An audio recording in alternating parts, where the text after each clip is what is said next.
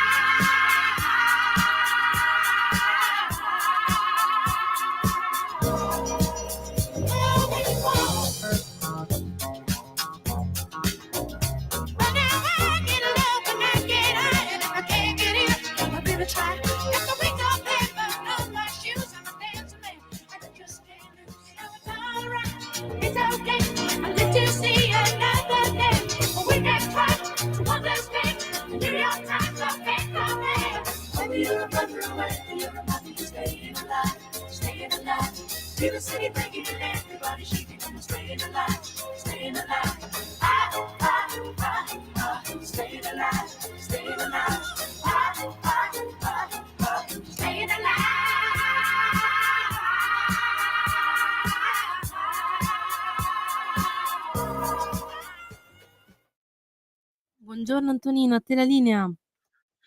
Buongiorno a te, cara Sveva. E come vedi, la febbre del sabato sera già si fa sentire a quest'ora. Amici e amici miei, ma non dell'avventura, buongiorno. Siete sulle magiche onde di Radio Libertà. Questa è la rassegna stampa.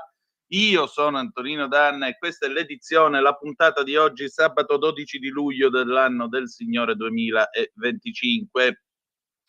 Cominciamo la nostra trasmissione, vi ricordo come sempre, date il sangue, in ospedale serve sempre, salverete vite umane, chi salva una vita umana salva il mondo intero.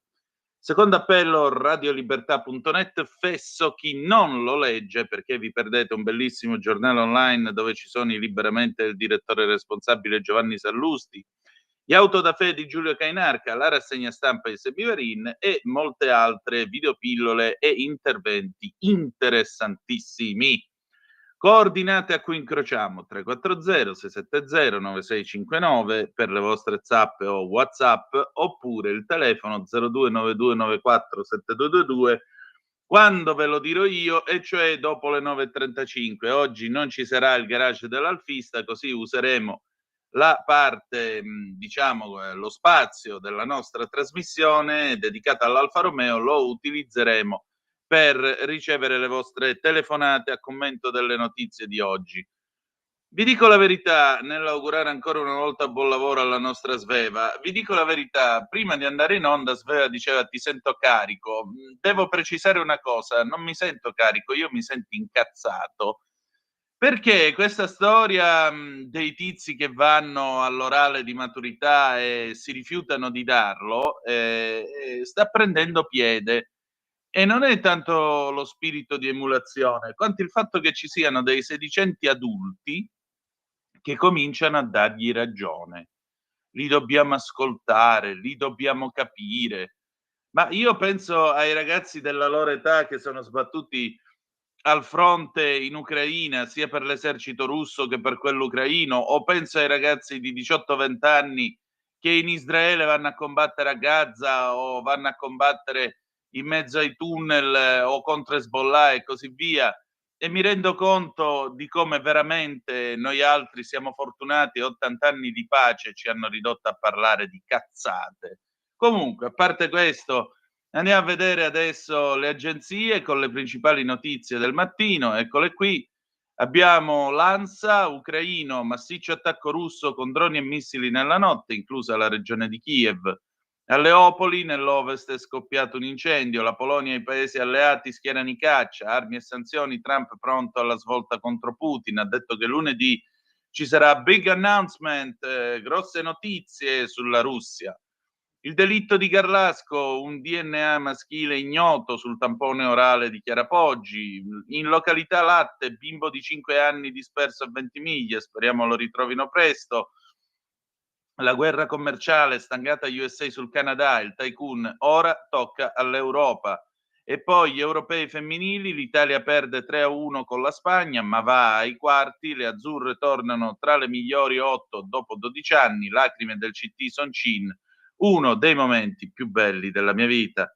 E poi aveva 88 anni, è morto Goffredo Fofi, intellettuale fuori dagli schemi, aveva 88 anni, ha collaborato con diverse case editrici, tra cui Einaudi e Feltrinelli. Tra l'altro fu uno di quelli che sdoganò la figura e il fenomeno di Antonio De Curtis in arte Totò, che invece veniva sbertucciato e maltrattato dalla sedicente critica negli anni 50 e 60, quando faceva film rimasti nella memoria collettiva, tipo per esempio Totò, Peppino e La Malafemmina, che guarda caso ho visto giusto ieri per i 99 anni di Teddy Reno, che probabilmente è l'unico rimasto vivo di quel film. Andiamo a vedere anche la BBC, si parla dell'aereo Air India, il 787 Dreamliner che è caduto.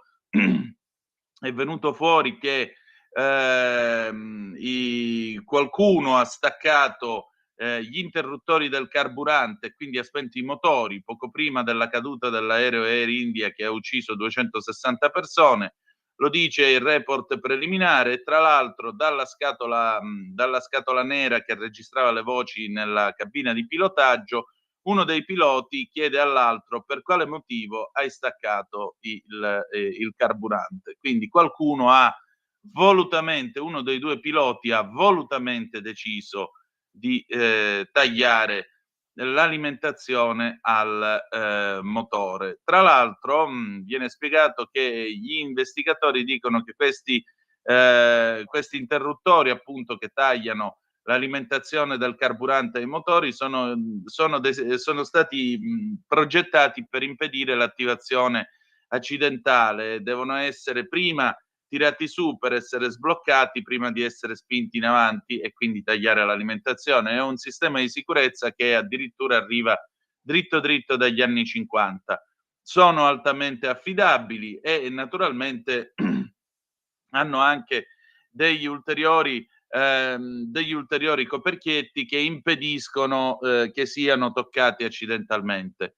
Sarebbe quasi impossibile tirare entrambi gli interruttori con un singolo movimento di una mano e questo naturalmente dice che il caso che sia accaduto casualmente è impossibile, dice un investigatore appunto degli incidenti aerei con sede in Canada che vuole restare anonimo e lo dice alla BBC. Ecco perché il caso Air India continua a lasciare abbastanza perplessi gli investigatori. Quindi pare che uno dei piloti abbia dunque deciso di spegnere i motori, non si sa perché. E tutto questo al decollo, quando i motori invece devono andare al massimo dei giri e spingere fino a raggiungere la quota di crociera. Va bene, andiamo a vedere adesso che ora si è fatta, le 8:15 e 16 minuti. Abbiamo le prime pagine dei quotidiani italiani. Cominciamo con Avvenire, quotidiano dei Vescovi, eccolo qui.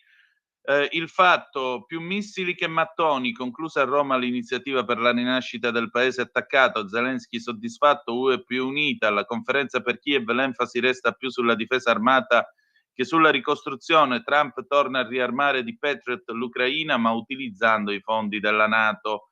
Il dibattito sulla maturità e il rifiuto della scuola a punti, mancato ascolto dei ragazzi, prove che vanno affrontate. La guerra di Israele a Hamas, tregua a Gaza ancora incerta, la difficile scelta degli ostaggi di cui chiedere la liberazione. Fotonotizie centropagina, Africa, le milizie M23 fedeli a Ruanda 2 settimane dopo la firma negli USA dell'intesa non lasciano il Kivu, ancora esecuzioni, la pace in Congo già traballa, i ribelli non si ritirano.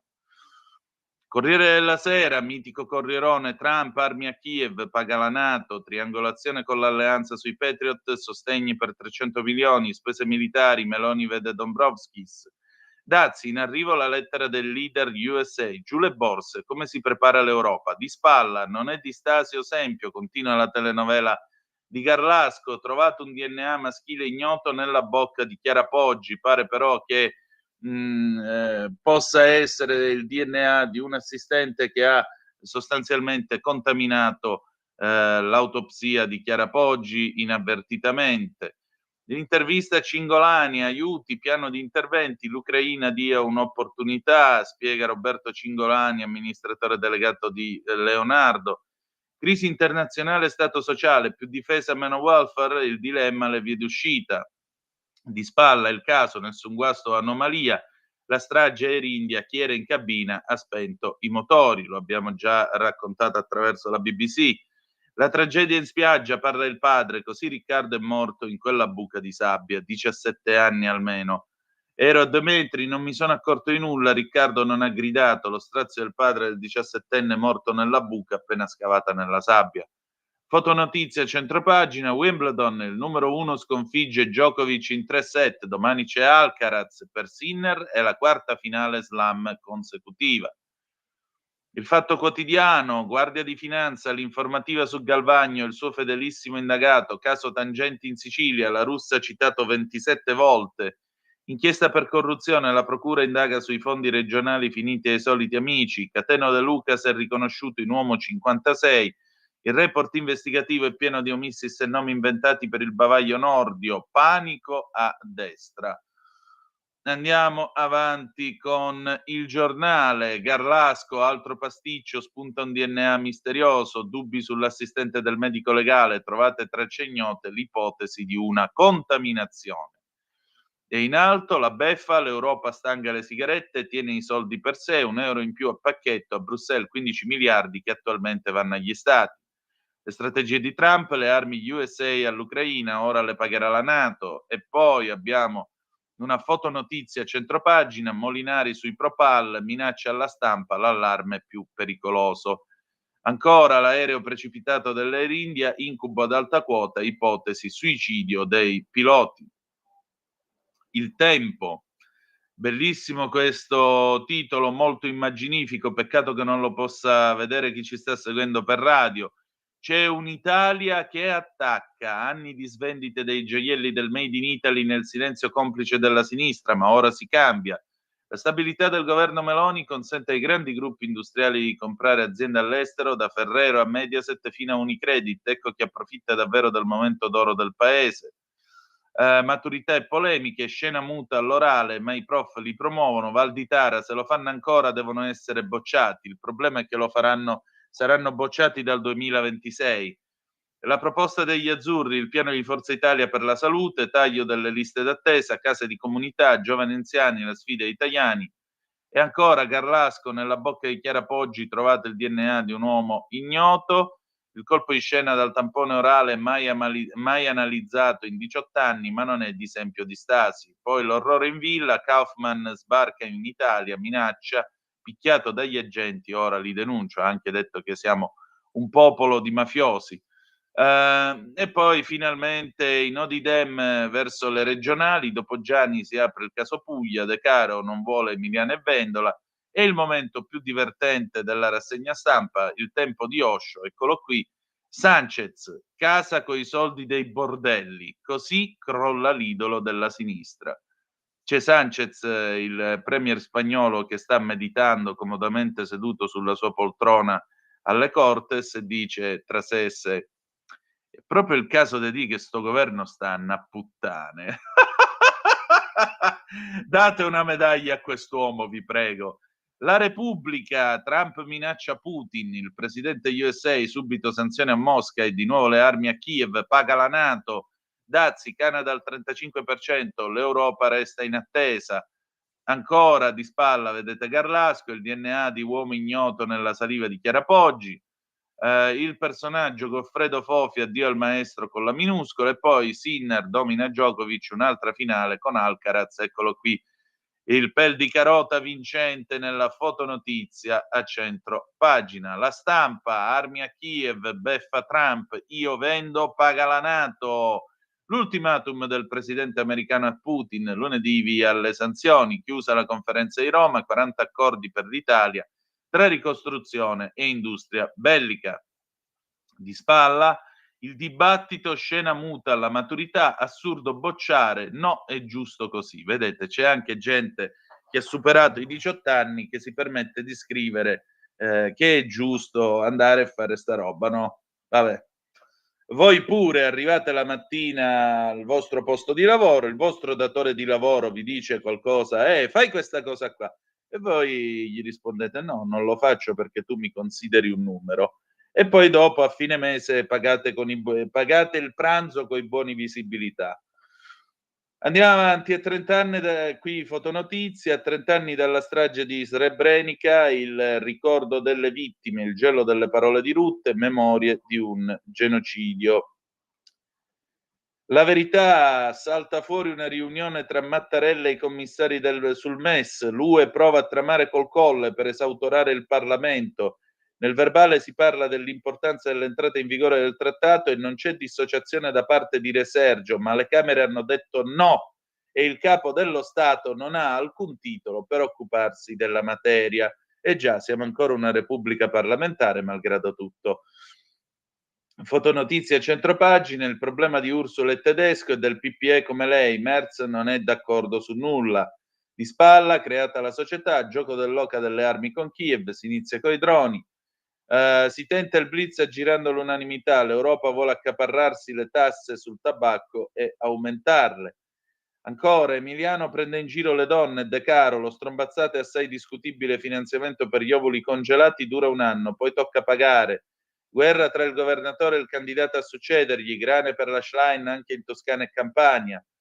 Caccia alla talpa, Renzi bersaglia Nordio che ha una renziana in segreteria. E ancora Garlasco, ennesimo colpo di scena, un altro DNA nella bocca di Chiara, tampone mai esaminato in 18 anni. Moda stupida da stroncare subito, Paolo Del Debbio, che Dio lo benedica. C'è pure chi difende la sceneggiata di rifiutare l'orale alla maturità. Come vedete, gente a cui il cervello funziona ancora bene ne è rimasta, per fortuna. Ancora, PD, ora fiero d'essere il partito di Bibbiano, ma è provato che i bimbi sono stati sottratti ingiustamente alle famiglie. Uno è stato stuprato, scrive Francesco Borgonovo. Scomposta esultanza per le assoluzioni, ma ci sono 3 condanne e una confessione. Sinner travolge Djokovic, in finale a Wimbledon la rivincita con Alcaraz. Chiudiamo con Libero, la tassa etica, stangata UE sul fumo, l'ideona di Bruxelles, rincari del 139% delle accise sulle sigarette, allo studio anche un'imposta su tutte le grandi aziende dell'Unione.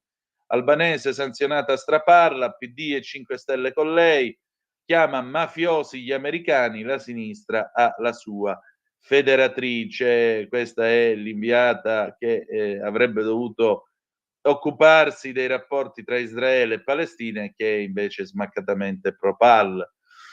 Boomerang al-Masri per l'opposizione, una mail smentisce chi dà la caccia a Nord, e poi la finalissima di Wimbledon, Sinner, Stand e Djokovic, domani c'è ancora Alcaraz.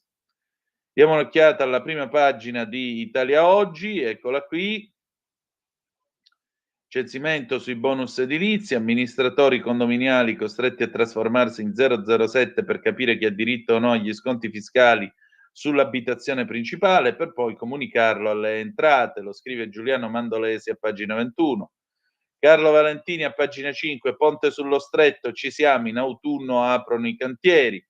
Ancora Matteo Rizzi a pagina 25, epidemia di trust zombie in Liechtenstein, già 800 sono KO a causa delle sanzioni americane.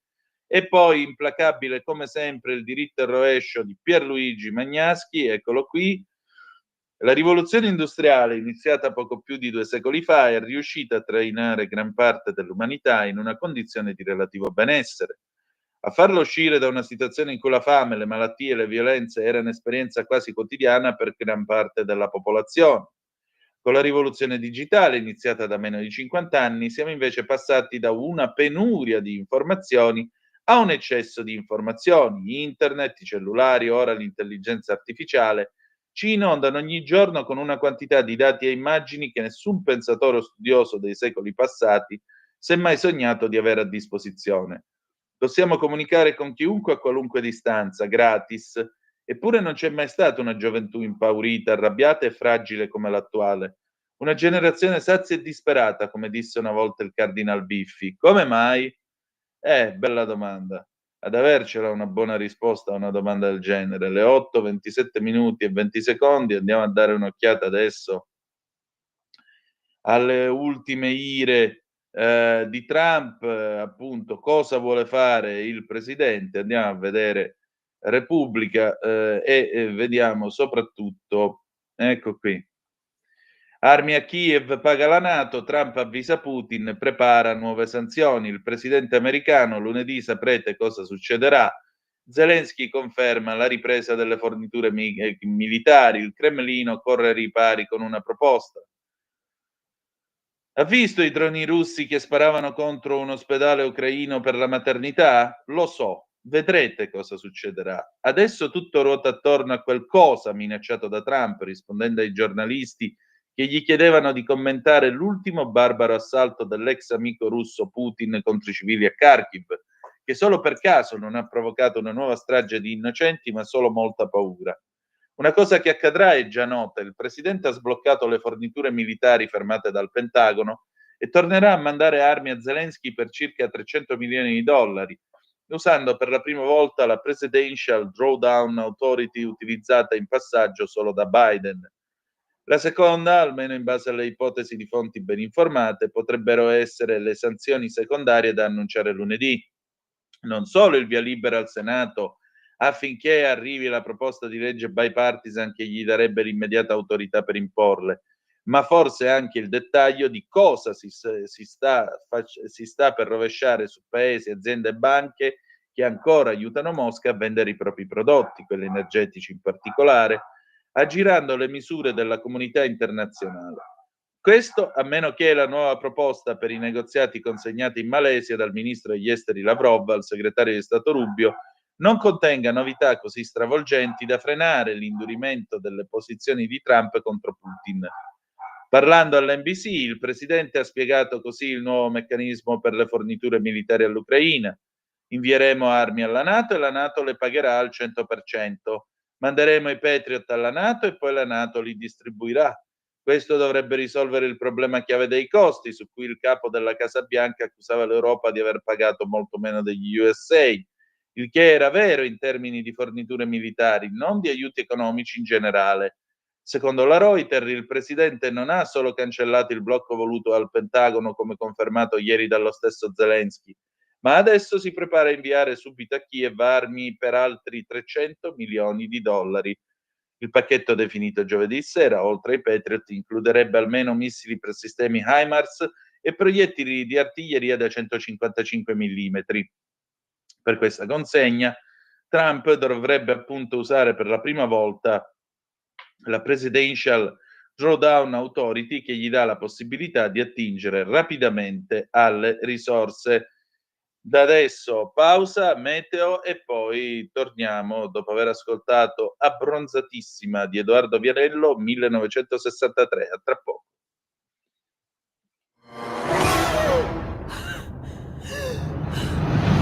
Pensa a respirare. Ora abbandonati. Che cosa vedi? Luce, oscurità, l'equilibrio. È tanto più grande. È stato un risveglio. Hai sentito? Conosco una sola verità.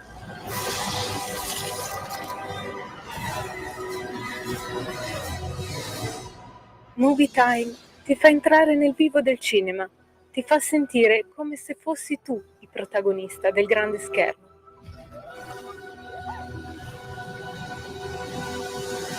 Ogni sabato dalle ore 16. The room was completely... That's Stanco di perderti i tuoi programmi radiofonici preferiti? Vorresti la tua musica, le tue voci amate sempre con te, ovunque tu vada? Radio Libertà, l'applicazione che trasforma il tuo smartphone e tablet nella tua radio personale. Scaricala ora, è gratis per i dispositivi Android e iOS. Avrai tutta la programmazione quotidiana di Radio Libertà a portata di mano. Scopri di più su radiolibertà.net. Semplicemente la tua radio. Pressione tutto sommato stabile sull'Italia, anche se nel corso della giornata qualche disturbo ci sarà. Al mattino ampio soleggiamento da nord a sud con cieli sereni o velati sulle regioni centro-meridionali e con qualche nube in più al nord. Da segnalare isolati fenomeni sulle aree montuose di Lombardia e Triveneto. Nel pomeriggio instabilità in aumento con rischio di rovesci e temporali sempre più elevato, specie su Alpi e Prealpi. Buono altrove. Per ora è tutto da ilmeteo.it, dove il fa la differenza anche nella nostra app. Un saluto da Andrea Garbinato. Di nuovo a te la linea, Antonino. Benissimo, le 8:33 minuti in questo momento, sempre sulle magiche onde di Radio Libertà.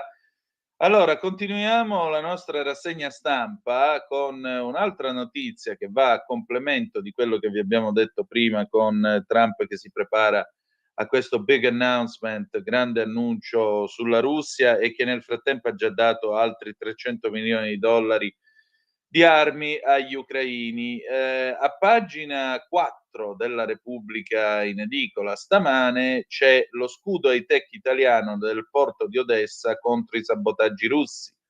Al vertice per la ricostruzione dell'Ucraina l'annuncio di Fincantieri, sistema di sonar e droni sottomarini a protezione dello scalo. Il grande porto sul Mar Nero resta uno degli obiettivi militari prioritari della Russia, mentre fa gola per le potenzialità economiche ad altri partner di Kiev come Turchia, Francia e Gran Bretagna. Per questo l'iniziativa dell'azienda di Trieste, e cioè l'azienda è naturalmente Sava Sandir Fincantieri, l'azienda di Trieste a controllo pubblico, che ha richiesto un lungo lavoro diplomatico sostenuto dalla Premier Meloni col discreto appoggio statunitense. Fincantieri ha già sottoposto il progetto agli interlocutori istituzionali ucraini. Sarà l'infrastruttura più importante e critica nel settore marittimo, ha dichiarato Folgero, in cui testare i sistemi di protezione modulari di nuova generazione con sonar, droni, radar integrati in un ecosistema attivo e reattivo. Si tratta di blindare i fondali di Odessa con uno schermo esteso fino a 25 km dai moli che individua e neutralizza ogni pericolo. Il biglietto da visita per i sistemi di difesa sviluppati dalla nuova divisione underwater del gruppo. Ci saranno battelli teleguidati che pattuglieranno la superficie e una squadra di droni sommergibili che scruteranno il fondo con sonar e laser, trasmettendo le informazioni a una serie di boe con antenne. Altri sensori fissi immersi o galleggianti segnaleranno qualsiasi intrusione, incluse quelle di sommozzatori. Questi guardiani robot agiranno in maniera del tutto autonoma sotto la direzione dell'intelligenza artificiale. Potranno restare in servizio per settimane, raggiungendo periodicamente i punti di ricarica delle batterie.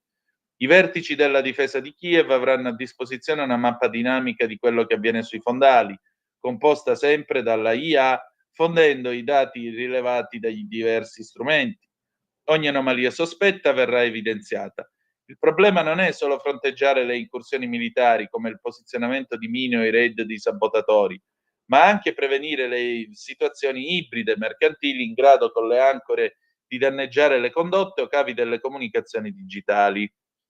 Eventuali attacchi saranno affrontati da altri droni sopra o sotto le onde, armati con mitragliere, cariche di profondità o piccoli siluri. Gli ammiragli ucraini hanno manifestato interesse anche per il nuovo mini sottomarino con equipaggio da 800 tonnellate che Fincantieri sta studiando per la nostra Marina. Un battello di piccole dimensioni e alte prestazioni, con batterie innovative made in Italy che permettono di restare immersi per lunghi periodi. Il costo della barriera di Odessa non è stato rivelato, ma si ritiene che sarà rilevante. Folgero ha spiegato che può ambire ai finanziamenti europei stanziati dal fondo SAFE e a quelli del programma EDIP. Sta suscitando pure un interesse preliminare da parte della Banca Mondiale e della Banca Europea per gli investimenti. Anche i tempi dell'operazione non sono stati indicati, ma fa parte delle iniziative per la ricostruzione dell'Ucraina. potranno essere avviate soltanto dopo la fine delle ostilità. Le trattative tra aziende italiane e Kiev per la fornitura di sistemi bellici high-tech da schierare nel conflitto in corso restano coperte dal segreto di Stato, mantenuto nell'UE solo dal governo di Roma. Secondo le indiscrezioni raccolte da Repubblica, riguardano sia equipaggiamenti prodotti nel nostro paese che l'ipotesi di aprire fabbriche per costruirli in Ucraina, ma finora i negoziati non si sono trasformati in contratti. Le ultime informazioni certe sono quelle sulle esportazioni 2023 per un valore di 417 milioni di euro, realizzate quasi esclusivamente da società private. Munizioni d'artiglieria, vecchi obici degli alpini, cingolati VCC-2 e BV-206, risalenti alla guerra fredda. Gli italiani avevano già costruito mini sommergibili tascabili nella seconda guerra mondiale, ce n'erano alcuni fatti dalla Caproni che addirittura avevano solo 2 uomini di equipaggio. Quindi stiamo ripescando un po' di cose che per quelle imprese individuali nelle quali gli italiani sono sempre superiori a tutti quanti, come diceva anche il buon Machiavelli. Bene, andiamo a vedere questa storia sul Fatto Quotidiano a proposito di La Russa. Tra l'altro non è coinvolto nell'inchiesta, quindi però vedete che cosa scrive Saul Caia. Sicilia indagata per corruzione, la raccomandata, tra virgolette, di La Russa. Il cognome La Russa sbuca ben 27 volte nell'informativa della Guardia di Finanza di Palermo. I finanzieri stanno facendo luce, su delega della procura guidata da Maurizio De Lucia, sul sistema di fondi regionali per l'organizzazione di eventi che, secondo l'accusa, sarebbero finiti ad amici e imprenditori vicini al presidente dell'Assemblea regionale siciliana, Gaetano Galvagno. Il presidente Galvagno, Delfino di La Russa, è accusato di corruzione e peculato. Ma se in questa informativa del maggio 2023, pensate voi, scopriamo l'identità del Presidente del Senato, è grazie a un errore dovuto alla grande mole dei documenti da omissare che l'ha involontariamente sottratta alla copertura dei terzi non indagati. E così improvvisamente chi ha provato a farla passare per una storia locale legata soltanto alla Sicilia viene ora smentito dagli atti di indagine. Questa vicenda si inerpica invece nei palazzi del potere e porta al cuore di Fratelli d'Italia. Dalle intercettazioni si scopre per esempio che Marianna Amato, indagata per corruzione, sarebbe, virgolette, paraculata dalla Russa, chiuse virgolette. Paraculata, termine che le Fiamme Gialle traducono con raccomandata. Amato al fatto replica di non avere niente da dire, ancora al fatto risulta che Martina Galvagno, non indagata, cugina del presidente del RAS, da diversi mesi lavora nello staff del presidente La Russa. Il dato, esclusivamente politico, non giudiziario, è semplice. Chi ruota attorno alla galassia Galvagno può spendere il suo nome per agganciare il presidente del Senato La Russa. In alcuni casi quello della ministra del turismo Daniela Santanchè, sperando di incontrare persino la premier Giorgia Meloni, nessuno dei tre è coinvolto nell'inchiesta. Marcella Cannariato, accusata di corruzione, è la moglie del businessman Tommaso Dragotto, imprenditore della Sicily Car. Dialogando con Uomo 118, identità omissata, la donna spiega: tu chi mi hai presentato come prima persona a Roma all'indomani delle elezioni? Un onorevole di Fratelli d'Italia. E allora là ci dobbiamo dirigere. La portavoce del giovane presidente dell'Ars è la compagna di Franco Ricci. Ricci è un ex manager di Mediaset, ma la sua compagna chi è? L'ormai ex portavoce di Galvagno, si è dimessa dopo l'accusa di corruzione, Sabrina De Capitani. Ricci fu nominato nel CDA della Sicily Bycar dei Dragotto, si è dimessa anche lui. Lady Dragotto prova anche ad agganciare Martina Galvagno, non indagata, oggi collaboratrice dello staff di La Russa, cugina del presidente, proponendole una consulenza in una delle sue società, che però non si è concretizzata.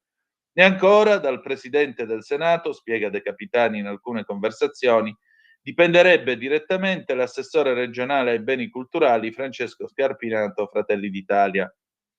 Contattato dal Fatto, La Russa risponde dicendo di conoscere bene i soggetti politici siciliani del suo partito, ma spiega che nessuna delle persone da voi indicate, a partire dalla signora De Capitani, con cui mai ho intrattenuto anche semplici rapporti di cortesia, ha mai avuto con me rapporti indiretti o diretti di lavoro e men che meno di raccomandazioni o anche di semplici segnalazioni. Più in generale, nel riconfermare la mia amicizia da più generazioni con Gaetano Galvagno, aggiungo che non ho alcun tipo di commistione, neanche occasionale, con la vicenda siciliana di cui ho letto sui giornali. Per cui, ancora una volta, Machado for nothing, molto rumore per nulla. Vi dicevo dell'ondata di imbecillità che sta travolgendo l'esame di maturità e vi voglio leggere, torno su Repubblica, vi voglio leggere questa notizia perché non bastava un eroe, due eroi, adesso gli eroi sono molti di più, quelli che vanno e fanno scena muta volutamente. Ecco qua, guardate qui, pagina 21, maturità ribelle, un altro caso in Veneto, scontro sulle regole. Anche lui ha 19 anni, anche lui è un maturando, ora maturato del Veneto. Si è presentato nell'aula del liceo Canova di Treviso per l'orale dell'esame di Stato e appena ha raggiunto la commissione ha rifiutato la prova. Qui io mi fermo, ha detto. Ha specificato che non c'era nulla di personale, ma non accettava di essere giudicato su argomenti su cui era già stato interrogato durante l'anno. Come gli altri tre che dal 2 luglio rifiutano l'orale, anche il maturando del Canova di Treviso aveva già accumulato i crediti sufficienti grazie alle valutazioni sul triennio e agli iscritti. Poteva permettersi di scansare l'orale senza rischiare la bocciatura. Il 19enne quindi se n'è andato chiedendo che la sua privacy fosse protetta. La dirigente scolastica del liceo trevigiano, Maria Rita, cioè lui fa l'eroe ma vuole restare anonimo, eppure è maggiorenne.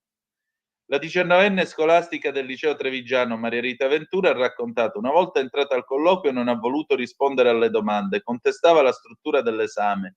Ha tenuto a chiarire che la sua non era una protesta nei confronti del percorso fatto in questa scuola. No, non è uno studente con difficoltà e neppure impegnato con le organizzazioni sindacali interne. Apparteneva a una classe guidata da professori che hanno lavorato bene dal punto di vista didattico e dell'attenzione alla persona. Conosco i loro progetti, vorrei che il ragazzo venisse da me a spiegare.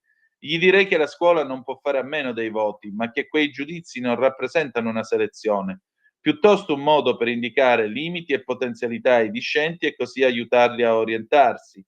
Nessuna competitività a scuola, la persona resta al centro.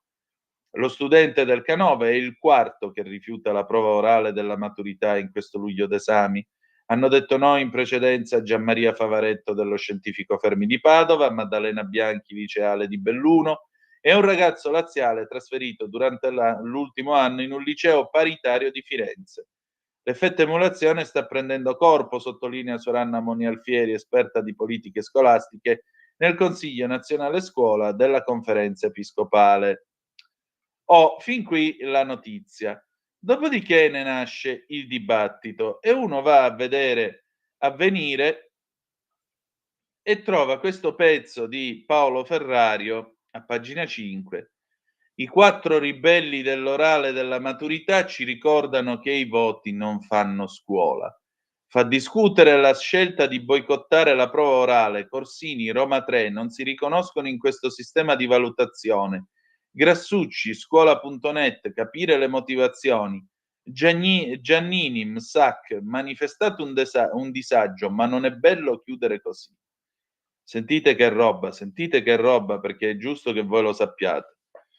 Allora, ecco qui, questi giovani ci recapitano un messaggio, non ci riconosciamo in questo meccanismo di valutazione, ragiona il professor Cristiano Corsini, docente di pedagogia sperimentale all'Università di Roma 3, esperto di docimologia, la disciplina che studia la valutazione nell'ambito dell'educazione e della formazione. Con questa forma di protesta, aggiunge Corsini, i ragazzi ci stanno dicendo che non vogliono andare a scuola per il voto, che non vogliono studiare e impegnarsi soltanto per il voto. In sostanza ci stanno facendo una domanda non secondaria. Perché si va a scuola?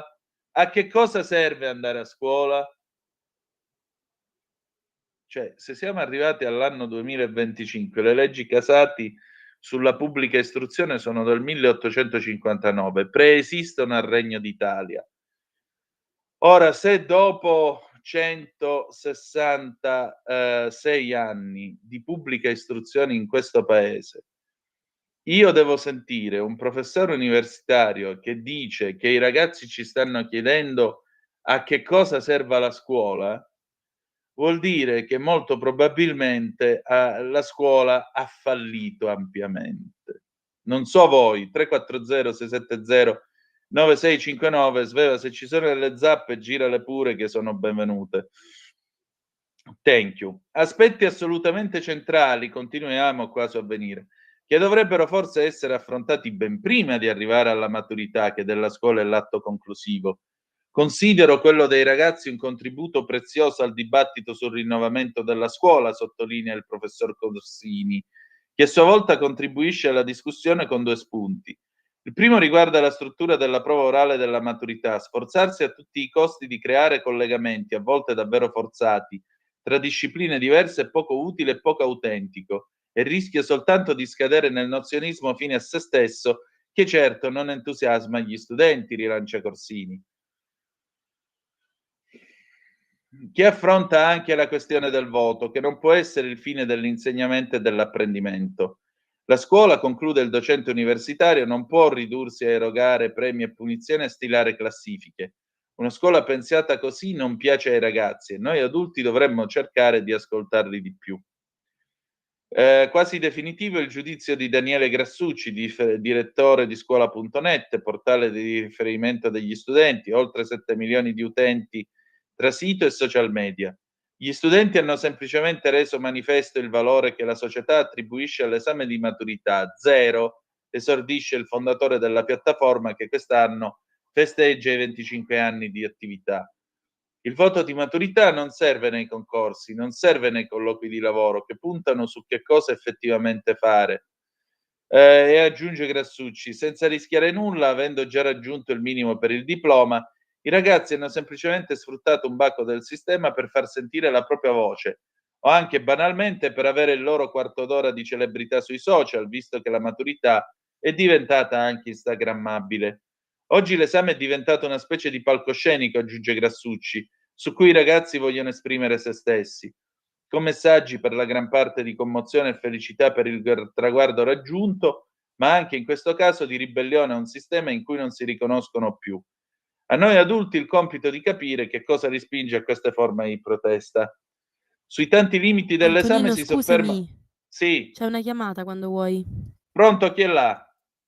Pronto, ciao caro, sono Pier, buongiorno. Pier carissimo, buongiorno a te. Stai parlando di un tema che è stato un bel pezzettone della mia vita. Io sono un docente, adesso faccio il sindacalista, però superiore ho fatto una ventina di esami di Stato, eccetera, eccetera. Allora, tutto quello che viene scritto dal corpo docente è già analizzato da tanti anni, cioè non sono cose nuove, perché scrivono alcuni giornalistucoli, permettimi il termine, no? Quindi sono cose già ampiamente affrontate. Il grande dilemma che incrocia in questo momento è questo: il nozionismo serve o serve l'inclusionismo? Ecco, la versione ovviamente dei sinistri, come tu puoi immaginare, è l'inclusionismo, dove inizialmente si pensava per esempio a tutta la fascia dei disabili o delle persone che hanno disagio. In realtà col tempo si è allargato, puoi immaginare a cosa, no? Al discorso della certezza del sesso, sì, della massiccia presenza di studenti stranieri provenienti non dai paesi dell'est, dove c'è molta più serietà e dove le famiglie, ad esempio, sono molto più rigide nel fatto che vogliono che i figli ottengano questo. Insomma, alla fine una grande confusione. Allora, parliamoci chiaro, se io che te abbiamo fatto tutti gli studi possibili, immagino, no? Fino a tutti i livelli, quello che conta nello studio è prima di tutto il conoscere. Allora, questa cosa che il conoscere avesse meno rilevanza, cioè il sapere, quindi del saper stare, del saper essere, insomma, diciamo, in una società un po' più adulta tutto questo discorso del saper essere finiva alla terza media. Alle superiori uno, e da lì all'università, deve andare a cercare di avere delle conoscenze che devono essere utili nella vita non solo vissuta, ma anche nella vita del lavoro, della opportunità che questo ha di trovare una condizione economica per poter sopravvivere. Ecco, è lì il dilemma. Quindi questi ragazzi qui, su 4, fanno ridere i polli, sai, in sede di esame ne abbiamo avuti di ragazzi che hanno avuto delle difficoltà e vantavano questo. Probabilmente erano anche preparati da docenti che fondamentalmente gli hanno raccontato la barzelletta che il conoscere non serve. Noi non potremo mai competere in una società come quella nostra, dove in Cina abbiamo 50 milioni di ricercatori, noi ne abbiamo 10 milioni in tutta Europa. Non potremo mai pensare di affrontare un futuro che sia in grado anche di gestire l'intelligenza artificiale e portarla e piegarla all'uomo, non viceversa, se non abbiamo persone che hanno le conoscenze. Insomma, a scuola ci si va per imparare. Se uno è più bravo prende 9, uno se è meno bravo prende 7, oppure va agli esami e prende 30 e uno prende 18. Tutto così, insomma. No, ma c'è un certo mondo che questo non l'accetta ed è diffuso fra gli È il tipico schibattini mondo di sinistra. comunistoide. Bravo. È il mondo comunistoide dilemma. che Quindi, vabbè, diamo qualcosina a tutti quanti e siamo tutti uguali. Ma non funziona sì. così. Chi è più bravo No, è non giusto che funziona. abbia di più. No, la scuola Perché ha deve essere dato di inclusiva nel portare i soggetti, i ragazzi, i giovani a studiare, ma deve essere esclusiva nel momento in cui premia chi fa meglio. E invece qui si è passato il tempo a dire vabbè, uno non fa niente, è uguale all'altro. No, non è così, siamo tutti diversi e la diversità consiste in questo, anzi la diversità è un valore che tu pratichi, poi ti è La andata diversità male, è perché lo sai che sono qui. ricchezza. Come, scusa? La diversità è ricchezza, prima di tutto. È oltre che ricchezza, valore. esatto. La diversità non è vissuta male, uno magari in matematica non ne azzecca una, però è bravo, non so, a scrivere, a lettere. Calma, non sei morto, hai delle speranze. No. Allora, io vi voglio raccontare questa cosa qua, visto che ci siamo. Pier, resta un attimo, per favore. Certo. Alla fine del primo liceo, io avevo una pagella che era tutta un'infilata di 8 e 3 9. Poi là. Bravo. Calma, liceo classico, attenzione, quindi terzo anno, ora sarebbe terza liceo, a quel tempo era prima liceo perché c'erano i 2 anni del ginnasio. Del ginnasio. Io avevo preso 5 in matematica, perché io in matematica sono sempre stata una pippa, forse c'ho la discalculia, non lo so, io non riesco ad assorbire i concetti matematici. E allora nel consiglio d'istituto mi è stato raccontato, l'allora docente di matematica disse no, lo dobbiamo bocciare. Lo dobbiamo bocciare perché è disinteressato alla matematica. Il preside a quanto pare gli rispose, disse no, non possiamo bocciarlo, perché se lo bocciassimo come facciamo a bocciare a uno che ha un'infilata di 8, 3, 9 e questa roba qua, anche perché si boccia solo con plurime e gravi insufficienze. E allora per voto di consiglio quel 5 fu alzato a 6. Quando mio padre apprese questa cosa, non è che mi disse vabbè figlio mio, pazienza, l'anno prossimo impegnati di più, però è un ottimo risultato, eccetera. Mi fece un culo quanto una casa. Allora, mio padre era un uomo duro che non faceva sconti a nessuno, prima di tutto non li faceva a se stesso. Però è altrettanto vero che qua mi pare che siamo andati da un eccesso all'altro. E poi aggiungerei un'altra cosa, dice il nozionismo. Bene, io la nozione che le leggi Casati sono del 1859 ce l'avevo nella testa da 30 anni e vegetava lì. L'ho usata stamattina davanti a sto microfono. Però lo sapevo. Se tu non l'hai imparato in quei luoghi straordinari che sono i luoghi di istruzione pubblica e dello Stato, non potevi dirlo, e molti staranno in questo momento dicendo ma chi era sto Casati qua, perché ha detto queste cose? Invece sono pezzi importanti e hai fatto la riflessione giusta. Oggi invece perché cosa succede? Raccontiamo, i giovani che diventano docenti escono poi già da una mentalità così, quindi non è difficile trovare degli insegnanti, si chiamano docenti perché gli insegnanti sono fino alle medie, che si orientano già a dare questo impulso ai ragazzi. Insomma, alla fine uno parliamoci chiaro, potrebbe uscire con un 65 a un esame di Stato e non essere assolutamente capace di fare niente e non conoscere nemmeno la lingua italiana. Cioè, ti rendi conto? E questo è il segno del decadimento, quindi bisogna e tenere poi uno assolutamente... così va all'università, prende una laurea in medicina e magari Sì, tu te sì. lo trovi mentre sei steso al tavolo operatorio. Allora non ho Bravo. capito, se il medico deve essere preparato deve avere 110 lode, se invece è un impiegato, un professore, un capotreno, un macchinista, quello che vuoi tu, lì no, dobbiamo dare qualcosa a tutti, siete tutti bravi. Ma che cazzo di discorso è? Esatto, sbagliato tutto. La competenza e la conoscenza è l'elemento centrale dello studio. E per fortuna che abbiamo uno studio di massa, no? Per cui tutti possono accedere, perché la discriminazione sarebbe il contrario, a cui tutti possono studiare, diviene consentito e garantito anche da chi sbarca con un barcone fingendo di fuggire da un paese sbagliato. Niente, è un ragazzo, viene aiutato, potrà studiare, eccetera. E allora, se questa è la cultura che deve dominare, il paese va avanti. Il sacrificio ha la differenza fra farsi il culo, come dicevamo, e non fare nulla, fra il conoscere e non sapere una mappa, fra non avere un numero, diceva prima quel docente di numerologia, che fra l'altro ogni tanto intervengono ma non sanno una mappa questi qui, cioè la numerologia, ma tu un attimo, se io ti do 3, non è che devo fare delle grandi spiegazioni su cosa vuol dire 3, casomai deve essere corretto nel porre i voti e le valutazioni, non so, da 3 a 10 e far capire allo studente che 3 significa questo, 4 significa quello, 5 significa quello.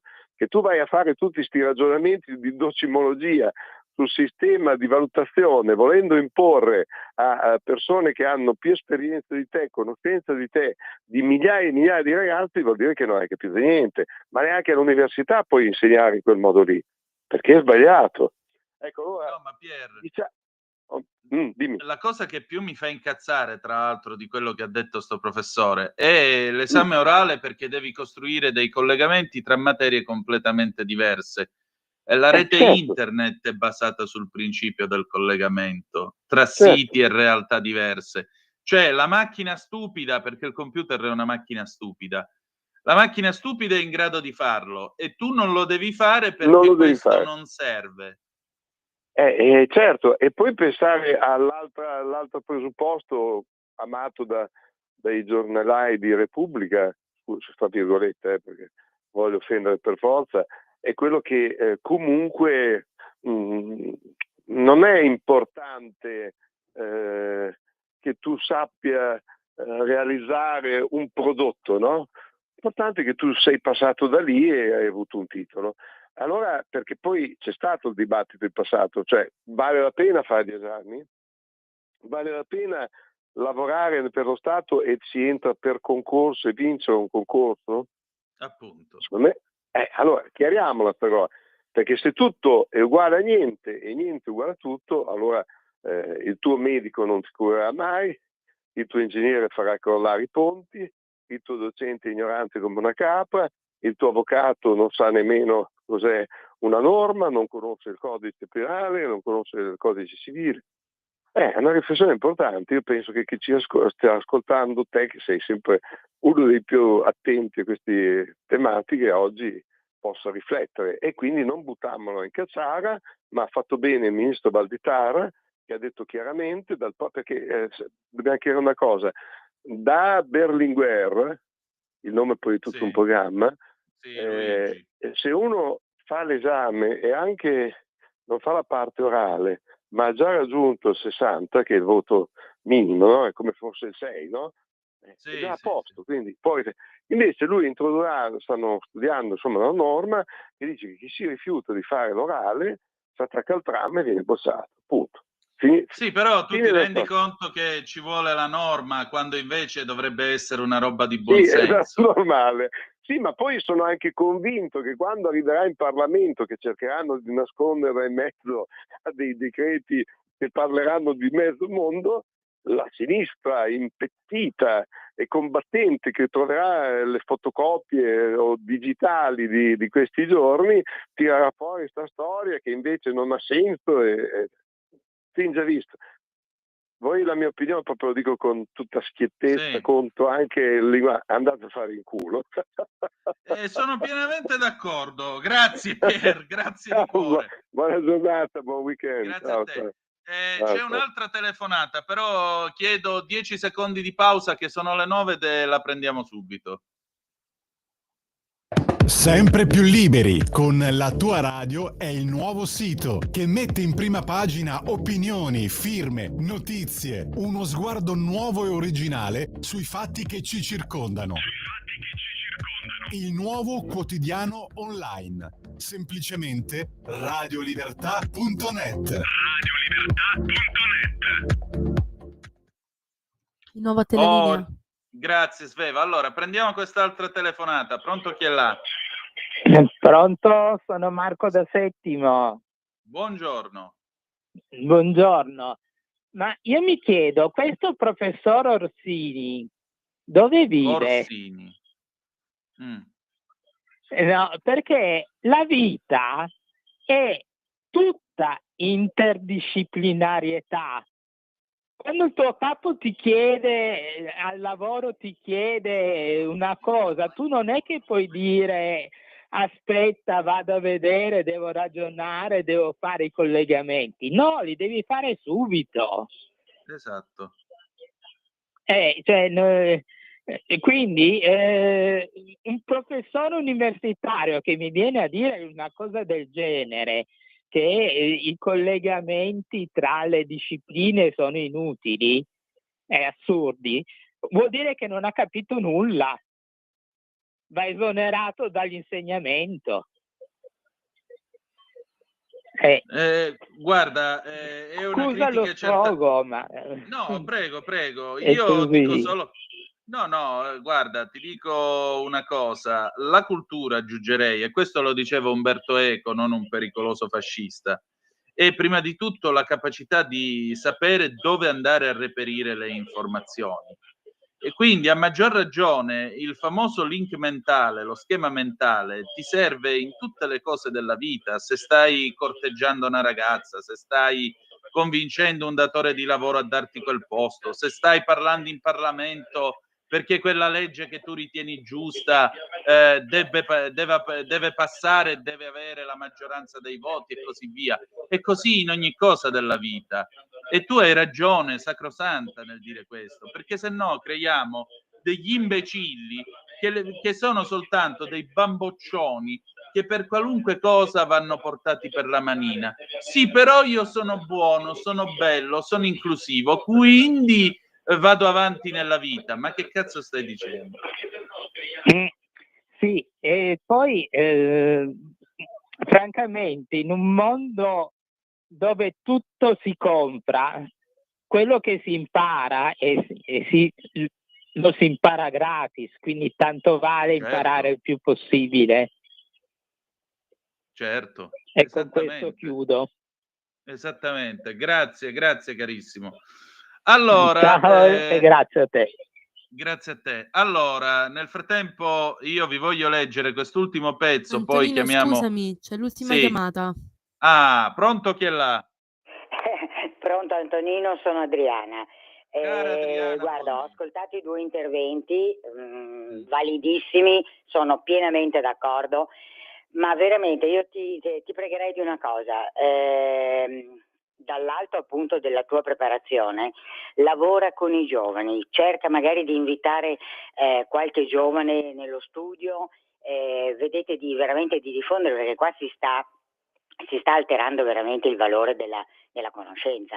Questi ragazzi non vogliono fare più niente, il problema è questo, pensano di riuscire ad avere un minimo di cultura con il telefonino, con le loro ricerche, perché evidentemente li hanno demotivati, non c'è niente da fare. Siamo arrivati al livello, nella scuola da anni ormai abbiamo mantenuto il livello della papera non galleggia, e purtroppo questi sono i risultati. Non saranno molti, ma per conto mio sono già troppi. Antonino, guarda, conto su di te, pensa a qualche cosa, veramente una trasmissione corale, Non lo so, te la butto. Scusami se mi permetto. No, grazie, vi pone un bel dilemma. Grazie a te, Adriana. Io dico solo questo, in realtà i ragazzi sono molto più intelligenti di noi, però fanno di tutto per rincoglionirli. Soprattutto appunto gli manca la curiosità. La curiosità è quello che ti muove per qualunque cosa. Io ricordo Piero Schlesinger, grande giurista e mio professore di diritto privato all'Università Cattolica. Lui rilasciò un'intervista nella quale a un certo punto uno gli chiese: ma scusi, ma per imparare che cosa dobbiamo fare nella vita? E lui disse: bisogna avere curiosità e leggere almeno un giornale al giorno, fosse anche la Gazzetta dello Sport, ma dovete essere curiosi. Questo è l'inizio per imparare tutto. E detto da un signore del genere, che voglio dire, ha lasciato un'impronta enorme nella storia di questo paese e anche nell'insegnamento universitario, io mi fido ancora del professor Schlesinger, detto tra noi. Chiudiamo la nostra rassegna stampa con questo pezzo che arriva dritto dritto da Italia Oggi, poi tra poco avremo Matteo Desio.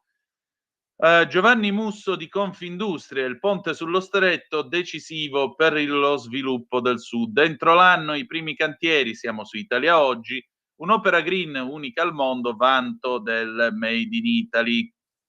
Cosa dice Giovanni Musso, CEO di IREM con sede a Siracusa, che opera nell'impiantistica industriale per la produzione di energia tradizionale green, 330 milioni di euro di fatturato? Ecco, parla con Carlo Valentini e gli viene chiesto quali saranno le prevedibili ricadute sulle imprese. Risposta: le aziende meridionali potranno crescere dimensionalmente partecipando alla realizzazione del ponte, acquisendo un maggior know-how che consentirà loro, anche una volta finita l'opera, di essere più competitive sia nei mercati nazionali che internazionali. Lo sviluppo economico generato dalla realizzazione del ponte interesserà anche il settore del turismo, con ricadute su molti territori. Quanto costerà? Il piano finanziario prevede che il fabbisogno sia interamente coperto da finanziamenti pubblici già stanziati a fondo perduto, ad eccezione di 370 milioni di euro che rappresentano il valore della quota detenuta dal Ministero dell'Economia. Dato degno di nota è la partecipazione diretta delle due regioni, Calabria e Sicilia, al finanziamento dell'intera opera che ammonta complessivamente a 1,6 miliardi di euro, ripartiti in 300 milioni per la regione Calabria, 1 miliardo e 300 milioni per la regione Sicilia. Quali saranno i vantaggi economici per il Paese? Il ponte è un progetto che va ben oltre l'architettura e le ingegnerie. La sua realizzazione potrebbe finalmente dare risposta alle esigenze storiche di sviluppo delle aree circostanti, trasformando realtà ambizioni che fino ad oggi sono rimaste irrealizzate. L'opera fungerà da volano per lo sviluppo economico, sociale e infrastrutturale della Sicilia e dell'intero Sud. Inoltre avrà un forte impatto occupazionale, generando circa 120.000 nuovi posti di lavoro per 7-8 anni e contribuirà alla crescita del PIL nazionale. Quale sarà dunque uno strumento che ridurrà il gap logistico tra le regioni meridionali, con effetti positivi sul trasporto a livello nazionale ed europeo, ed è un'infrastruttura strategica non solo per una maggior connessione tra Sicilia e Mezzogiorno, ma anche per il completamento delle reti transeuropee di trasporto, parte essenziale del corridoio scandinavo-mediterraneo. Ci sarà anche la riduzione di circa 140.000 tonnellate di CO grazie al miglioramento dell'efficienza logistica, per cui aspettiamo che comincino i lavori, perché questa è un'opera più che necessaria e più che in grado di portare vantaggi al meridione d'Italia. Poi vabbè, ci saranno sempre quelli, ma le strade sono scafonate, sono le stesse cose che dicevano i comunisti sull'unità quando se la prendevano con l'autostrada del Sole in costruzione più di 60 anni fa. Quindi, come vedete, ni il subsole novi, non c'è niente di nuovo sotto il sole. Adesso vediamo di aggiungere Matteo Desio, lo convochiamo, vediamo un po', perché sono già le 9:11 minuti e 7 secondi. Vediamo se il nostro uomo in America può essere dei nostri. Vediamo se arriva e naturalmente lo aspettiamo. Allora, 340-670-9659 per le vostre zappe o WhatsApp che dir vogliansi, e naturalmente vi attendiamo, da questo momento il telefono comunque è aperto, 302 9294 7222. È stata una rassegna stampa breve ma intensa oggi, però devo dire la verità, siamo sempre lì. Cioè, ogni volta ci lamentiamo che in questo paese non c'è la meritocrazia. Quando qualcuno arriva e prova a imporla, ma poi tra l'altro un'altra cosa, no? Che cosa ci stanno dicendo i ragazzi? Sapete quante persone, quanti ragazzi si sono presentati alla maturità quest'anno? Quasi 500.000. Su 500.000 in 4 si sono rifiutati. E questi però diventano i ragazzi, ci stanno dicendo cosa? Sono 4 fenomeni che non hanno voluto dare l'orale. Questo è il punto. 4 su 500.000. Allora che stiamo a fare qua? Come quello della barzelletta che pigliò l'autostrada, accese la radio e attenzione, sull'autostrada del Sole c'è una macchina in contromano. Saranno almeno 1000 mentre le schivava tutte. Quindi è la stessa cosa. Ed eccolo qui in tutto il suo splendore, questo imponente Matteo Desio. Voglio leggere un attimo le zappe di stamattina. Ma veramente i politici europei vogliono metterci in guerra con la Russia senza chiedere il nostro parere? Saranno cavoli amari, Gianni da Brescia. Quando è che siamo andati in guerra con la Russia? La strutturazione del punteggio dell'esame di maturità era finalizzata al credito maturato per l'accesso a diverse facoltà universitarie. Ora sono stati aboliti i test d'ingresso, quindi un bel voto all'esame di maturità resta un mero orgoglio personale, unito alla lungimiranza personale, su come invece un basso voto verrà giudicato nel futuro lavorativo. Marila da Caspoggio. Sì, tra l'altro, scusami Marila, ma a me sta storia dei crediti, cioè negli anni 90 con i punti ti davano il borsone alla stazione di servizio, non un titolo di studio. Ancora Fabio da Vercelli, ciao Fabio, ciao Antonino, ma quelli della mia età, che è quasi anche la tua, avendo sostenuto gli esami ogni anno delle elementari, l'esame di terza media, tutte le materie alla maturità, come dovrebbero essere? Il problema è che questi vengono promossi e il famoso pezzo di carta, possono accedere a qualunque porta della società, dai concorsi pubblici all'università e poi magari grazie a papà e mamma a posti di prestigio, per poi contribuire a spingere sempre più nel baratro il paese. A maggior ragione ci vuole la politica, e ci vuole una politica che prenda gente con le palle che gli fumano, preparate, capaci di parlare davanti alla gente, capaci di mettere una parola appresso all'altra, perché se no lo vedete che cosa ci ritroveremo? Questa roba qua, e questa roba qua ci sgovernerà la vita. Ancora, Luciana da Muggio, ciao Luciana. Antonino, ma questi immaturi comunque cosa pretendono di fare in futuro? I deputati del PD, figlia, che cosa pretendi? Come pensano che si diventi un professionista senza la scuola? Si parte dall'ABC e si va avanti preparandosi per uno sviluppo sempre più difficoltoso. Per esempio, scegliere di voler fare il medico. A forza di dar loro una mano d'accondiscendenza, questi imbelli si vogliono prendere il braccio. Forse dovremmo tornare indietro, ma molto indietro. Jenny da Milano, la sinistra è molto brava. Quando era all'università, fine anni 60 a Milano, partendo da lettere e filosofia fino ad architettura, vi era già il 18 politico, se non ricordo male, purtroppo ricordi benissimo. La maturità per me fu un traguardo esaltante, questi qua che fanno scena all'orale col 60 in tasca e i soliti cretini manovrati, ciao Silvio da Torino. Walter, un professore che sostiene che la scuola non serve, dovrebbe rifiutare lo stipendio, licenziarsi e andare a lavorare sotto padrone di quelli tosti.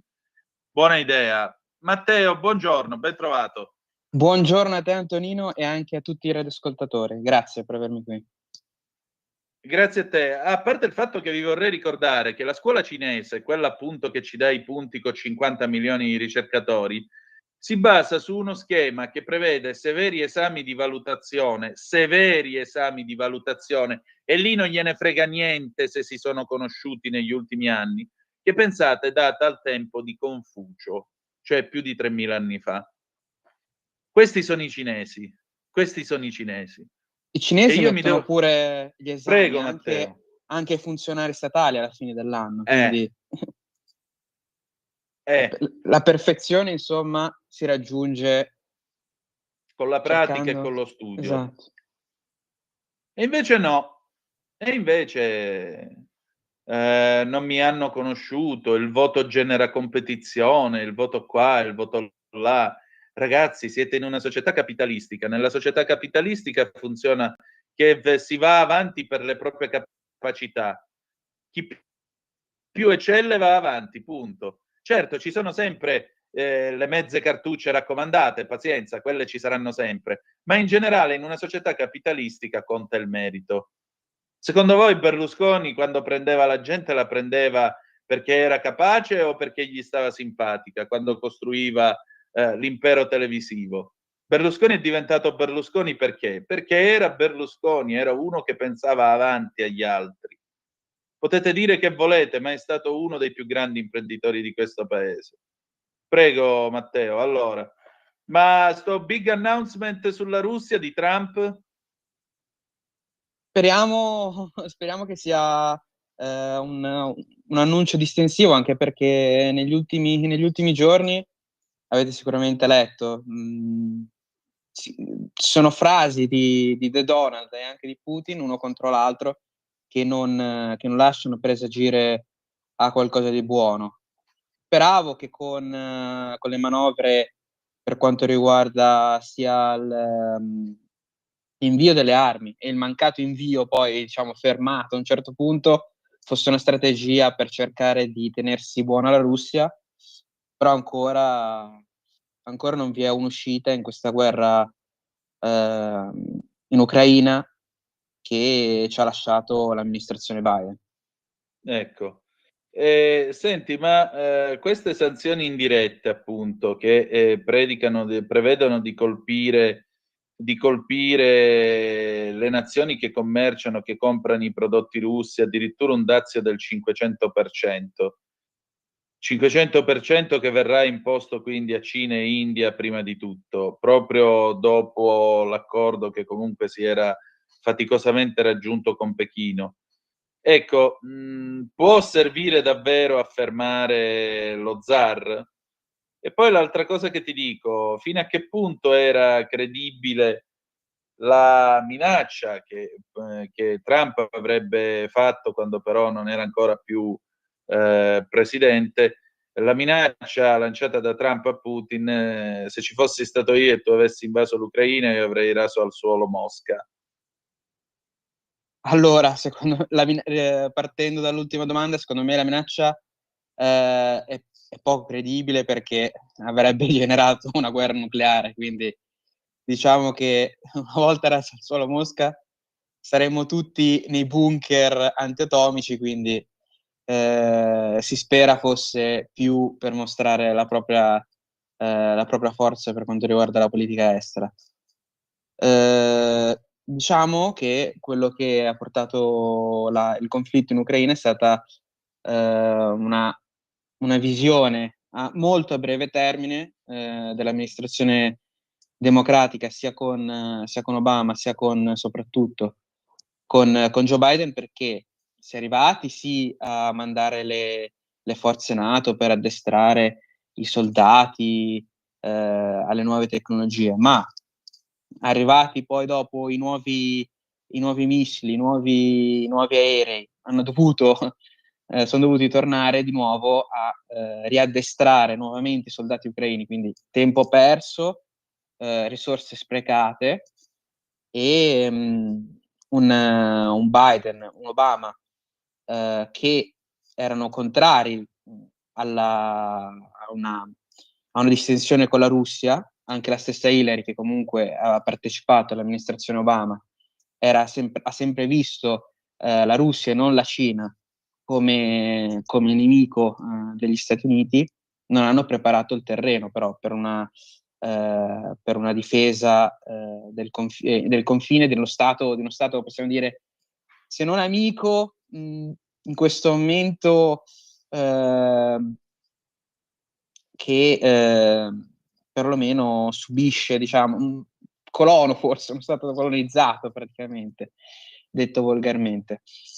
Però secondo me sono più minacce, cioè sono più dichiarazioni per mostrare appunto la sua forza nella politica estera. Comunque non ha avuto bisogno di invadere l'Iran, Trump, per far finire una guerra con Israele, non ha avuto bisogno di invadere la penisola dello Yemen per mettere in difficoltà gli yemeniti, non ha avuto bisogno di invadere lo Stato islamico per metterli in difficoltà e poi portarli alla fine al tempo della sua prima presidenza.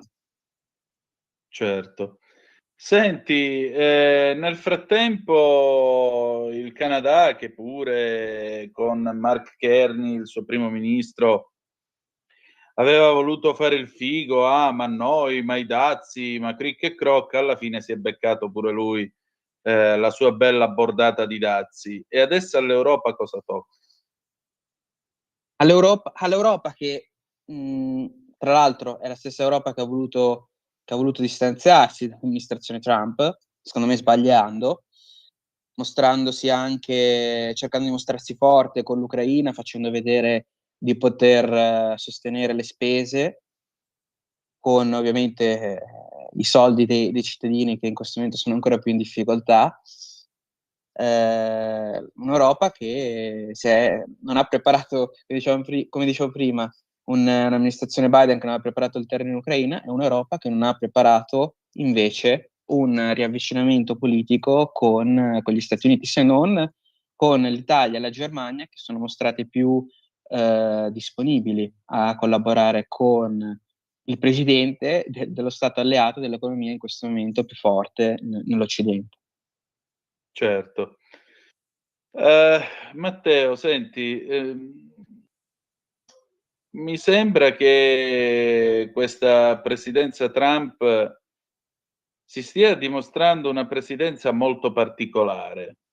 Cioè, al di là delle pose in un certo senso ducesche che Trump assume, no? Perché molto spesso ha queste posizioni mascellute e così via, però è altrettanto vero che applicando questa sorta di teoria del pazzo 2.0 rispetto alla teoria del pazzo che teorizzava Nixon, cioè io mi comporto in maniera imprevedibile in modo tale che i miei avversari, quando si parla di me, devono stare sempre sul chi vive e soprattutto stando sul chi vive io posso portare avanti dei colpi a sorpresa. Al di là di questo, secondo te è una politica efficace? Secondo me è una politica efficace per quanto riguarda quello che serve agli Stati Uniti. Noi europei dobbiamo decidere se accodarci e cercare di ottenere delle buone relazioni con gli americani, oppure rischiamo di essere travolti da una politica sia estera sia interna che segue proprio le indicazioni repubblicane, conservatrici. Quindi dobbiamo semplicemente decidere da che parte stare. Per noi dico questo, invece per gli americani sono tante mosse d'azzardo, sì, però calcolate che seguono comunque una linea politica. Quindi bisogna vedere se poi ha scelto le persone giuste, ovviamente, se è il modo di fare giusto anche con determinati stati, però alla fine possiamo notare che con Donald Trump perlomeno gli Stati Uniti sono ritornati se non come prima economia mondiale, perché magari qualcuno nei dati guarda che la Cina in questo settore XYZ è superiore, perlomeno sono tornati a mettere loro il ritmo sull'economia mondiale. Chiaro. Senti, si è un po' smorzata la questione America Party di Elon Musk, ma io vabbè sono uscito ieri con un pezzo su Italia Oggi dove spiegavo tutta una serie di problemi inerenti appunto intanto lui deve immatricolare il partito presso la FEC, che è la Federal Electoral Commission, che si occupa della trasparenza dei procedimenti elettorali, e c'è soltanto un record a suo nome. Peraltro chi ha postato i dati ha pure sbagliato e gli è arrivata la lettera di reprimenda della FEC. Alla voce partito c'è scritto nessuno, lui vorrebbe correre a quanto pare per il Texas per entrare alla Camera, ma non si capisce se lo farà oppure no. La seconda cosa è che, per esempio, nello stato di New York non si può ammettere alle elezioni un partito che abbia la parola American o parte di essa. Poi ancora questo partito si deve guadagnare stato per stato l'accesso alle elezioni, il che significa spendere una caterva di soldi che la metà bastano. Allora la domanda che io mi pongo: ma non è che questo ragazzino, perché alla fine ragiona come un ragazzino viziato, non è che questo ragazzino ha voluto fare solo gne, tutti brutti, io bello, e non farà assolutamente nulla? Ma ne parlavamo insieme martedì. Sì. Già solo il arrivare a soddisfare i requisiti proprio per iscriversi, già solo il fatto che sia il Partito Democratico sia il Partito Repubblicano possono contestare le firme ottenute proprio per la registrazione nei vari singoli stati, e sicuramente lo faranno, quindi sarebbero ulteriori spese legali, ulteriori vittorie anche o sconfitte legali che possono arrivare, quindi non essere poi iscritti in quel determinato stato. Sembra una delle tante mosse, questa del partito americano di Musk, umorale, che lo contraddistingue. Ha sempre fatto queste decisioni basate sul momento, come un teenager, ma come un teenager del 2025, non come un teenager di decenni fa, come lo era lui poi, come lo è stato lui. Parliamo proprio di un imprenditore che ragiona guardando proprio quello che viene pubblicato sul proprio social e decide cos'è cool, cos'è interessante, cos'è giusto fare sull'onda del momento. Certo. Matteo, senti, io ti voglio ringraziare come sempre e al piacere di ritrovarci presto. Grazie. Cosa ti aspetti per la prossima settimana? Mi aspetto che speriamo anche queste dichiarazioni sulla Russia siano decisive per il conflitto, o che mettano in difficoltà la Russia, o che siano distensive, ma che finalmente, perlomeno questa settimana, sia l'inizio della fine, veramente, non a parole in politichese. Sì, sono d'accordo. Ma anche se fosse la fine dell'inizio, per dirla con Churchill, non sarebbe male. Che dici? Esatto, hai ragione. Grazie tante, caro Grazie Matteo. Alla prossima. Grazie ai telespettatori per l'attenzione. Perfetto. Ciao Matteo. Buona giornata a tutti. Allora, adesso pausa e stavolta sì, abbiamo abbronzatissima di Edoardo Vianello. A noi grazia 2023. Prego. Sì, 23. A noi grazia 1963. Che cacchio sto dicendo? Vedete, sto invecchiando, scusatemi.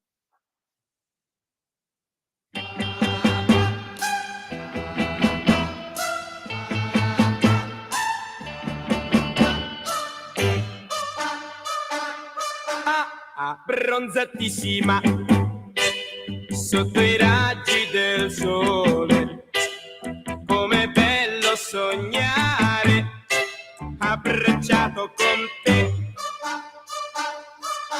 Abbronzatissima a 2 passi dal mare, com'è dolce sentirti respirare con me.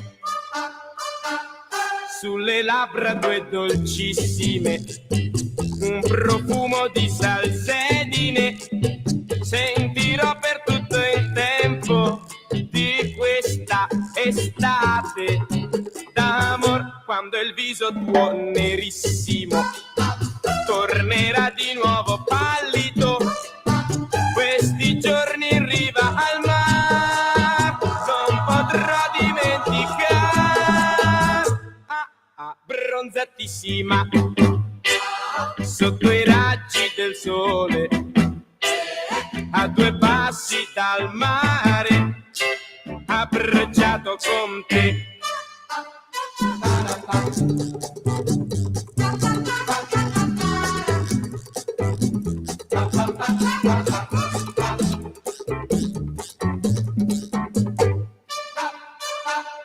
Sulle labbra tue dolcissime, un profumo di salsedine, sentirò per tutto il tempo di questa estate d'amor, quando il viso tuo nerissimo tornerà di nuovo pallido, questi giorni in riva al mare non potrò dimenticare. Bronzatissima sotto i raggi del sole, a 2 passi dal mare, abbracciato con te. Bronzatissima. Un nuovo modo per sostenere la tua radio. Visita radiolibertà.net. Ti basta un click e potrai versare il tuo contributo volontario direttamente online. Potrai donare con ogni tipo di carta di credito, anche prepagata. Ti aspettiamo online su radiolibertà.net. Sostieni la tua radio con il tuo contributo volontario. Radio Libertà. La tua radio. Diamo voce alla nostra gente.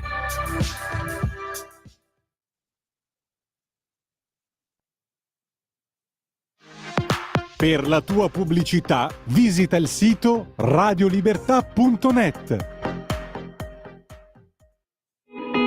In quanti ti promettono trasparenza, ma alla fine ti ritrovi sempre con la bocca chiusa e non puoi dire quello che pensi? Radio Libertà non ha filtri né censure. Ascolta la gente e parla come la gente.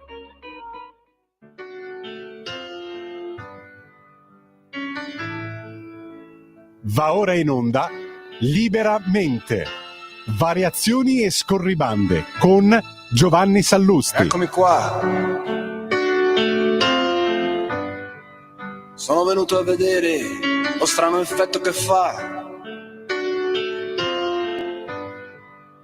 la mia faccia e i vostri occhi, e quanta gente ci sta. Buonasera a tutti e bentornati a Liberamente, variazioni e scorribande qui su Radio Libertà. Le banche tornino a fare le banche. Ecco una parola d'ordine chiave, importante, che stana una contraddizione, un non detto, spesso un rimosso della contemporaneità. Questa parola d'ordine l'ha scandita il ministro dell'economia e delle finanze Giancarlo Giorgetti all'assemblea annuale dell'ABI, l'associazione delle banche, quindi l'ha consegnata, diciamo, direttamente al destinatario. Non si può, come dire, accusare di aver edulcorato il messaggio, in questo caso il ministro Giorgetti. Ed è una parola d'ordine dannatamente importante, anzitutto per le motivazioni di scenario che ha messo sul tavolo Giorgetti, che giustamente ha ricordato alcuni dati macroeconomici oggettivi, il record dell'occupazione sopra il 65%, le previsioni di tenuta oggettiva dell'inflazione in un momento storico internazionale per molti versi drammatico, quindi contestualizzate, delle stime diciamo confortanti in prospettiva sulla tenuta dell'inflazione. Ricordiamo che c'è uno spread, per ritrovare uno spread così basso, perché voi sapete che lo spread è il dogma di riferimento quando ci sono i governi tecnici o del PD, ammesso ci sia una differenza tra questi due. Quando c'è il centrodestra invece lo spread è diciamo incredibilmente sparito, un'entità fantasmatica. Perché è sparito? Perché è bassissimo. Per ritrovare un livello così basso bisogna tornare alla fine del 2010. Guarda caso governo di centrodestra, ultimo governo Berlusconi, ultimo governo votato dal popolo prima di questo, en passant. Detto questo, dato questo scenario, dice Giorgetti, è ora che visto che le banche sono tra i soggetti che hanno maggiormente beneficiato della sostanziale tenuta della finanza pubblica, dell'abbassamento dello spread, del miglioramento dei fondamentali macroeconomici e anche della stabilità di governo, detto tutto questo, tornino a fare le banche sostanzialmente, a incarnare la loro missione prima e originaria quando vennero fondate, voglio dire la missione che le connota fin dal Rinascimento italiano in teoria, quella di fornire il credito a famiglie e imprese, di dare sponda a chi ha un'idea e dimostra un piano credibile per perseguirla, per creare ricchezza, per migliorare il benessere suo e a cascata, con quella che un signore che si chiamava Adam Smith definiva mano invisibile, della società. Quella è la missione per cui esiste la banca, la genesi della banca è quella, mentre nell'ultimo periodo, come ha all'uso e neanche tanto all'uso giustamente il ministro Giorgetti, si sono concentrate o su gestire ricchezza esistente o su trasformarsi solo in intermediari di operazioni finanziarie spesso meramente virtuali, non in soggetti sostenitori dell'economia reale, con un loro legittimo ritorno ovviamente, perché questo sono le banche, aziende atipiche che devono avere un loro ritorno e che nascono per sostenere famiglie e imprese nell'economia reale. L'economia reale, soprattutto dato il momento storico italiano, sta andando bene, sta andando meglio di altri paesi, sta andando per esempio meglio della maniloquente locomotiva franco-tedesca, che invece ha problemi industriali in Germania e anche di fondamentali finanziari in Francia notevoli. Non ci sono più scuse, sostanzialmente, dice Giorgetti, e semplifichiamo noi, non ci sono più scuse perché le banche non tornino a fornire il credito a famiglie, imprese, soprattutto microimprese, giovani start-up, insomma a coloro che combattono nella trincea dell'economia reale. Le banche tornino a fare le banche. Grazie a tutti e a presto.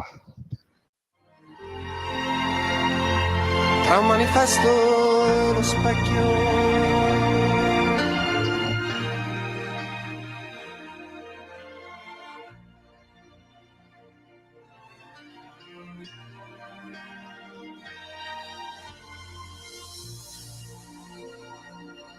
Avete ascoltato Liberamente.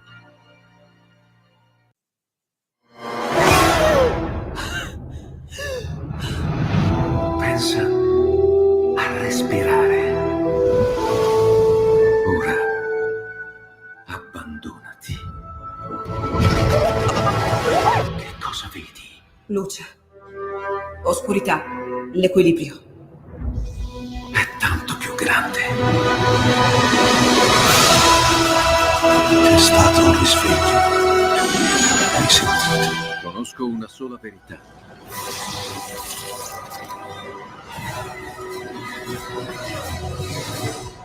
Movie Time ti fa entrare nel vivo del cinema, ti fa sentire come se fossi tu il protagonista del grande schermo.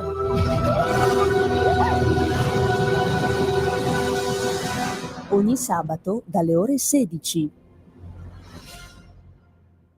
Di nuovo a te la linea, Antonino.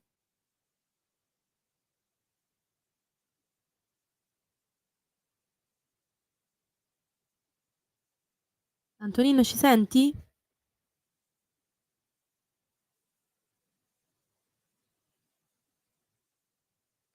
Un nuovo modo per sostenere la tua radio. Visita radiolibertà.net. Ti basta un click e potrai versare il tuo contributo volontario direttamente online. Potrai donare con ogni tipo di carta di credito, anche prepagata. Ti aspettiamo online su radiolibertà.net. Sostieni la tua radio con il tuo contributo volontario. Radio Libertà. La tua radio. Diamo voce alla nostra gente.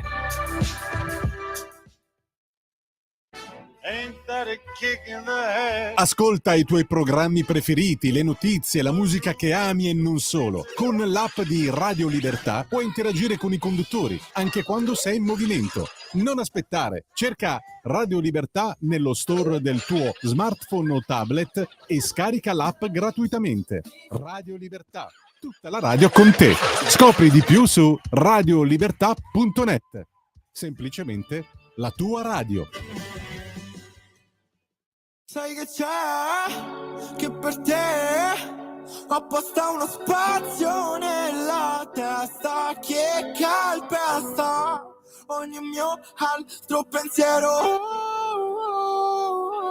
Sai che c'è, che per te ho apposta uno spazio nella testa che calpesta ogni mio altro pensiero. Voglio affogare le mie mani nei tuoi jeans. Fosse un film, la storia è già scritta. Con il rosso sullo specchio, col tuo morso sull'orecchio. Con rimorso che se mi perdo di nuovo mi inverno. Già sappiamo l'inferno, come è fatto però. Io non voglio tornarci, tu mica lo so. La notte uccide il giorno uccide l'alba. Ho addosso il tuo lucida labbra. Ehi tu, non trovi più il segnale di Radio Libertà sulla tua radio DAB? Non disperarti, risintonizza. Sì, ma come? È facile, tasto menu, poi scegli il tasto corrispondente alla ricerca automatica dei canali, attendi qualche minuto e tutte le stazioni DAB della tua zona saranno disponibili. Di nuovo a te la linea, Antonino. Cara Sveva, allora noi usiamo questi ultimi 17 minuti per sempre la rassegna stampa. Oggi niente garage dell'Alfista. Il telefono è aperto allo 0292947222, così potete intervenire sulle notizie del giorno. Ora io veramente non lo so, mi sembra di vivere davvero, per citare il generale, nel mondo al contrario. Allora, sentite qui che cosa scrive l'ANSA. Mentre si aggiungono nuovi casi in Veneto e Toscana, rispettivamente al classico Canova di Treviso e le scuole pie fiorentine, di studenti che rifiutano di sottoporsi all'esame orale di maturità ottenendo comunque il diploma per la somma dei crediti, la studentessa che già nei giorni scorsi aveva fatto questa scelta, Maddalena Bianchi di Belluno, risponde al ministro dell'istruzione Giuseppe Valditara. Il titolare del Ministero di Viale Trastevere, infatti, probabilmente visto il proliferare di episodi in pochi giorni, ha deciso per una stretta dal prossimo anno scolastico. Chi boicotta l'esame, ovvero senza motivi validi non vuole sostenere una prova, verrà bocciato. Per Maddalena la risposta del ministro evidenzia paura del dissenso. Cioè, pensate, il governo ha paura di lei. Per favore, c'è una telefonata, pronto? Chi è là? Chi è là? Ciao Antonino, sono Walter, non essere sconsolato, dai. No, veramente, il governo ha paura del dissenso, ti stai rendendo conto, Walter? Stendiamo un cioè, questa velo crede su di questo essere governo. nel 68, non lo so. Il governo, stendiamo un velo pietoso sul governo di destra, che io mi aspettavo facesse qualcosa di destra. Vabbè, a parte questo, volevo dire questo. Le parole di Pier prima sono da scolpire nel marmo, non sono state date sul monte, però sono parole che chiunque Sono capisca. parole di uno che ha dato la vita in mezzo alle quattro mura scolastiche, come diceva il professor Aristogitone, ed è così, cioè immagina le porcate che deve aver visto quell'uomo, veramente. Sì, guarda, io ho appena finito di leggere dei libri, tra l'altro comici, sulla scuola, tipo Io speriamo che me la cavo, poi ci sono bellissimo.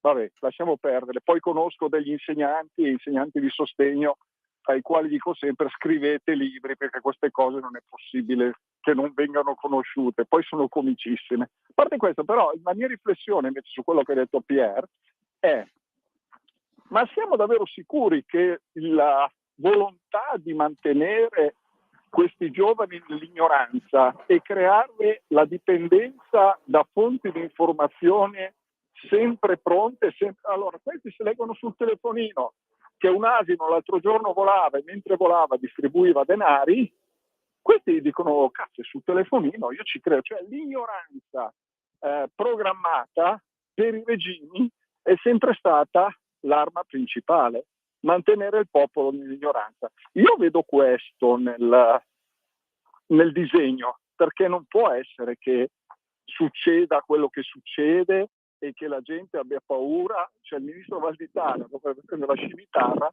e cominciare a tagliare qualche testa, perché nei ministeri non salta mai nessuno. La burocrazia è sempre in mano agli stessi. Qualsiasi disegno di legge tu metti in atto, alla fine arriva la manina preziosa che te lo modifica con due righe o invertendo l'ordine di due parole. Allora, io ho questo pensiero, non so se tu lo condividi, che tenere nell'ignoranza le persone, in questo caso i giovani, ma più in generale quello che sarà il popolo di domani, sia un progetto ben creato e fatto. Cioè ci sarà chi invece ha conoscenza che li dominerà. Io penso questo, poi sarò, non so. Ciao Antonino. Ciao Walter, ma negli anni 70, quando scriveva i suoi fulminanti editoriali sul Corriere della Sera, Pierpaolo Pasolini metteva chiaramente in luce un principio: la cultura media è corruttrice. Il problema, lui, l'ho detto altre volte, mi ripeto ancora, lui diceva che una certa grazia c'è o nelle persone che hanno una quarta elementare fatta bene, oppure ad altissimi livelli di erudizione, ma nel mezzo è tutta cultura corrotta. A me pare che certe sue visioni profetiche, quello che si è visto, quello che lui ha scritto in Petrolio, quello che lui ha scritto anche nell'ultima intervista, dicendo che questo diventerà un paese dal corpaccione informe, eccetera, eccetera. Ecco, credo che alcune delle sue visioni dopo 50 anni si stiano avverando. E credo anche, e mi dispiace dirlo, che purtroppo sia così. Cioè l'idea è che in fondo un popolo ignorante è un popolo facilmente manovrabile. Ma come fai a renderlo ignorante se c'è l'istruzione obbligatoria? Così, creando degli analfabeti di ritorno. Quando tu svuoti di significato la scuola, quando la scuola deve lavorare sull'inclusione e non sull'istruzione, è normale che l'agenzia educativa, che dovrebbe occuparsi di darti gli strumenti per riflettere sulla realtà, ragionare sul mondo, perché sapere che Giulio Cesare è morto alle Idi di marzo del 44 a.C. in sé e per sé è inutile.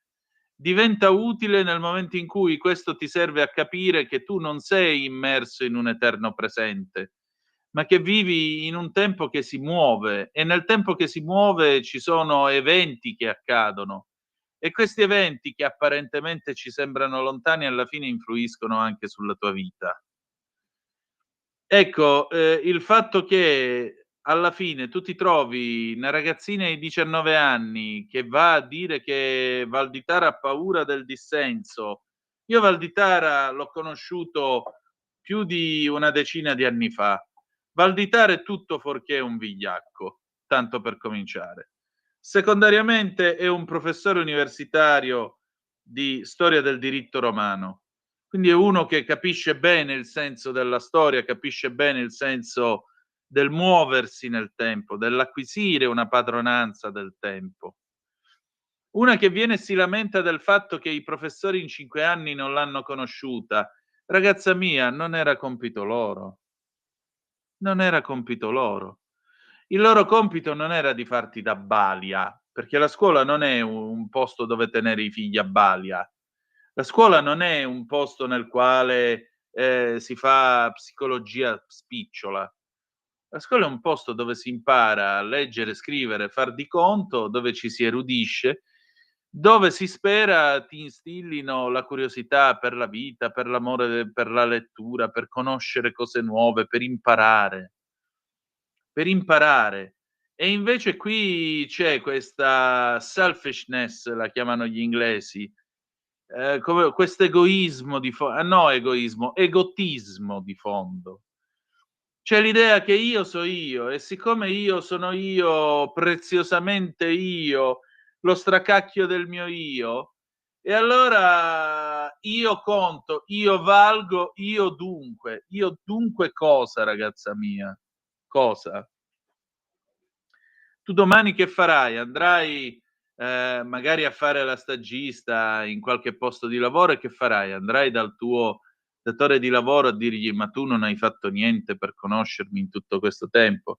Se dovesse assumerti una multinazionale dove siete in 10.000, che farai? Protesterai contro la proprietà perché la proprietà non ha fatto niente per conoscerti, per includerti? A un colloquio di lavoro, secondo te, ti chiederanno quanto sei inclusivo o ti chiederanno che sai fare? Cioè, è proprio questa negazione del concetto del merito, del concetto dello studio, del concetto di c'è solo un universo concluso, no, ed è questo universo concluso nel quale alla fine della fiera io sono io vedo il mondo sono io e di conseguenza tutto deve essere commisurato a me. Ma non è così, non funziona così. Non funziona così, ragazza mia.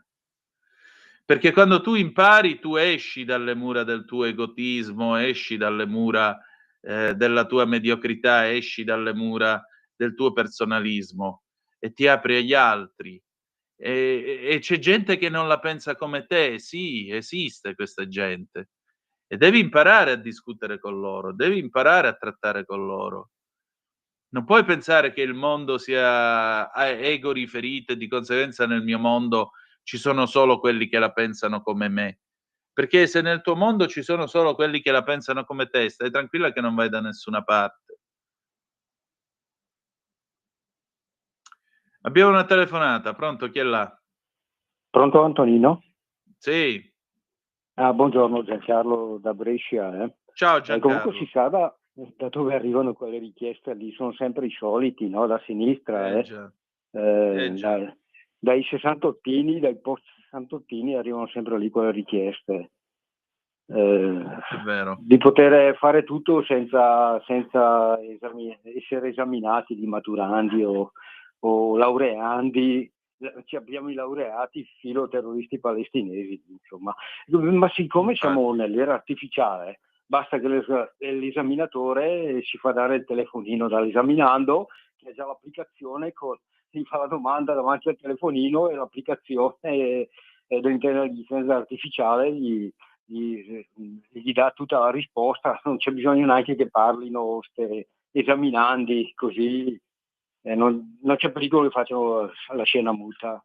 Saluti Anna, da Antonino e Anna. Carissimo, grazie tante. Allora io vi vorrei leggere questo brano. Questo è Da Re in Eterno, un libro di Terence White del 1958. Il rimedio migliore quando si è tristi, replicò Merlino cominciando ad aspirare e mandar fuori boccate di fumo, è imparare qualcosa. È l'unico che sia sempre efficace. Invecchi e ti tremano le mani e le gambe, non dormi alla notte per ascoltare il subbuglio che hai nelle vene, hai nostalgia del tuo unico amore, vedi il mondo che ti circonda devastato da pazzi malvagi, oppure sai che nelle chiaviche mentali di gente ignobile il tuo onore viene calpestato. In tutti questi casi c'è solo una cosa da fare: imparare. È l'unica cosa che la mente non riesca mai ad esaurire, mai ad alienare, mai a esserne torturata, mai a temere o a diffidarne, mai a sognarsi di essersene pentita. Imparare è il rimedio per te. Guarda quante cose ci sono da imparare, la scienza pura, unica purezza esistente. Puoi passare l'intera vita a studiare l'astronomia, 3 anni la storia naturale, 6 la letteratura. Poi, dopo aver esaurito 1 milione di esistenze su biologia, medicina, critica teologica, geografia, storia ed economia, puoi cominciare a costruire la ruota di un carro con legna d'atto. Oppure passare 50 anni a imparare come si comincia a imparare a battere il tuo avversario alla scherma. Dopodiché puoi riprendere dalla matematica finché è tempo che impari ad arare la terra. Imparare, altro che il professore non ha fatto niente per conoscermi. Imparare. Questo è quello che purtroppo si è perso nella scuola di questo paese. Il desiderio di imparare che è stato sostituito da una serie di palcoscenici per ego riferiti, divi e divette del nulla, che però domani evidentemente possono essere presi in considerazione per essere candidati alle elezioni magari. Questi magari ce li ritroveremo tra un paio d'anni candidati per il PD, chi lo sa. Oppure vedremo, vedremo. Vabbè, noi siamo ormai quasi alla fine e insomma diamo un'ultima occhiata, vediamo un po' l'ADN Cronos che cosa ci dice alle 9:57 e 10 secondi. Se avete ulteriori zappe 340 670 9659. Adriana mi scrive che le piace il modo in cui faccio il DJ. Beh, cerchiamo di mettere dei pezzi dignitosi perché francamente con la musica che c'è in giro per ora veramente. L'unico che si salva è Fabri Fibra, che è uno che ha ancora qualcosa da dire. Poi il resto non mi pare ci sia molto. Ora, ma l'avete sentita la canzone quella di Giorgia?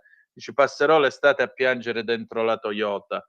Giorgia, dammi un indirizzo che vengo io con l'Alfa 166, perché come tutti sanno i soldi non danno la felicità, ma possono comprare un Alfa e non si è mai visto nessuno triste dentro un Alfa Romeo. Quindi a maggior ragione, Giorgia, ti vengo a prendere, ti apro pure lo sportello sul lato destro, non prenderlo per un gesto sessista, ma ti accompagno io. Perché devi piangere da sola dentro la Toyota? No, perché?